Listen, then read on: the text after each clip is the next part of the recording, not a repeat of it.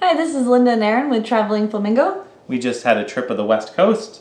We were in Alaska, and we wanted to come back with a bunch of tips on how you can make your Alaska cruise really, really great, and some of the things that we learned and some of the things we didn't know as we went on our cruise. So if you want to hear some more about our traveling tips, make sure you hit that subscribe button. So we've broken up our tips into 3 sections: general booking information, excursions, and what to bring.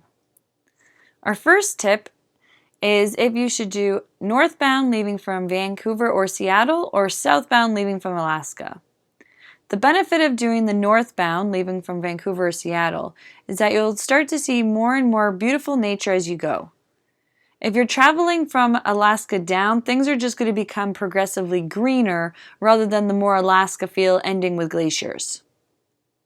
So we prefer the one that going northbound leaving from Seattle or Vancouver. Our second general booking tip is if you should do Icy Strait Point or Ketchikan. So these are 2 ports that you have a choice from. Icy Strait Point is in Juneau, and it was built by the First Nations for tour ships to come to. It's an outdoor experience with lots of nature and hiking and water activities and opportunities to experience Alaskan nature. Ketchikan is more of a city, so there's a lot more shops to do and food to see there. We chose Icy Strait. We wanted to be out and experience Alaska's nature. We're so glad we chose that one because the other 2 stops had cities and shops in them. There is still some good food there. There are a couple places right at the dock where you port, as well as when you go through the city. There's also a lot of great local tour guides that you can meet there. Our girl had moved. She used to live in the mainland US. She moved up to Alaska over the summer, and she decided she wanted to stay on there for good. So it's really interesting to get more of a local experience on what it's like living in Alaska as well. Our third tip in regards to general booking is which side of the ship you should try and stay on. We found that it didn't matter which side you were on. The views from both sides were great. Even when you're out, there's a little bit when you're out sort of more in the ocean. So one side has a bit of the shoreline, but once you get into the Inside Passage, you can see both sides you can see land from. As well as when you get up to Marjorie Glacier, they'll spend half an hour on one side, half an hour on the other side. So regardless of which side you chose to get your balcony on, you will have a great view of the glacier. Now moving into excursions, our fourth tip is in regards to sort of seeing the glaciers. So if that's something you really want to do and you're just doing your Alaska cruise to see a glacier, you don't have to pay to book any excursions because you will be seeing the glacier from your cruise ship. The Marjorie one you get up very close to. When you get into the Glacier Fjords, the national park, you see tons more glaciers.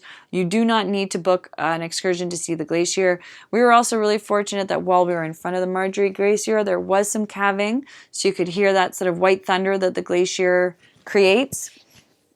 It was absolutely spectacular.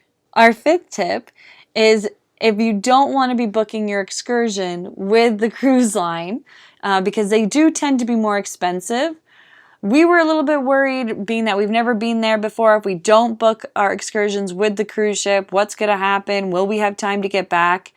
The ports you're at for a long time, most of them you're at for 12 hours.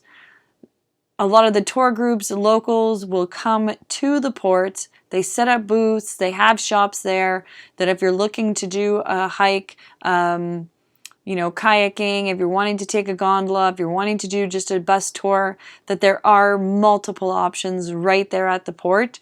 You don't have to worry about it. And if you just want to be walking around the city, there's a lot to walk around, be seeing. The ports are not far from where you're docking. We had one trip when we were in the Caribbean, and it was a 45-minute walk from where we had docked to the main city. That's not the case for any of the places that you'll be stopping in Alaska, so it's really close and convenient to walk to. So, it's up to you which you choose to do. If we were to go back, I probably wouldn't book with the cruise line. I would just try some of the local ones.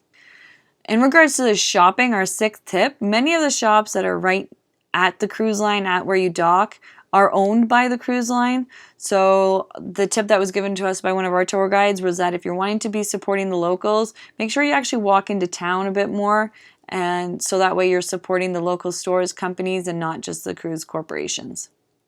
So our last two tips have to do with what to bring. Alaska is a temperate rainforest. It is going to rain. I mean, I saw some information before, people saying be ready, bring layers. No, it is going to rain, so make sure you have your rain gear. Regardless of if it's hot or not, it is going to rain. And being that it's Alaska, they're used to this weather. The excursions, the people there, they're set up for this weather. So be prepared for it to rain. Your excursions are still going to go on.